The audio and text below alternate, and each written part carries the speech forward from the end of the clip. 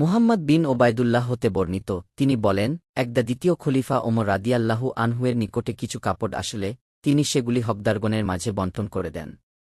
এতে আমাদের প্রত্যেকে একটি করে কাপড় পেল। কিন্তু তিনি নিজে দুটি কাপড় দিয়ে তৈরি একটি পোশাক পরিধান করে খুতবা দিতে মিম্বরে আরোহণ করলেন। কিন্তু শ্রোতাদের অন্যমনস্কতা লক্ষ্য করে তিনি জিজ্ঞাসা করলেন, হে লোক সকল, তোমরা কি আমার কথা শ্রবণ করছ না? এমতাবস্থায় বিখ্যাত সাহাবী সালমান ফারেসি রাদিয়াল্লাহু আনহু উঠে দাঁড়িয়ে বললেন, জি না, আমরা শ্রবণ করব না। ওমর রাদিয়াল্লাহু আনহু বললেন, কেন হে আবু আবদুল্লাহ?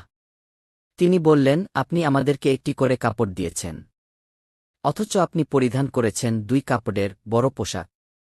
ওমর রাদিয়াল্লাহু আনহু বললেন, ব্যস্ত হয় না হে আবু আবদুল্লাহ। অতঃপর তিনি ছেলে আবদুল্লাহ বিন ওমর রাদিয়াল্লাহু আনহুয়ের দিকে ইশারা করলে তিনি উঠে দাঁড়ালেন। অতঃপর ওমর রাদিয়াল্লাহু আনহু বললেন, আমি আল্লাহর কসম করে জিজ্ঞেস করছি, আমার পোশাকে যে অতিরিক্ত কাপড় রয়েছে সেটা কি তোমার নয়? আবদুল্লাহ বিন ওমর রাদিয়াল্লাহু আনহু বললেন, জি আমার।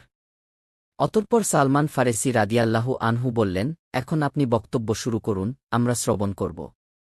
এই থেকে শিক্ষা, রাষ্ট্রপ্রধান জবাবদিহিতার ঊর্ধ্বে নন।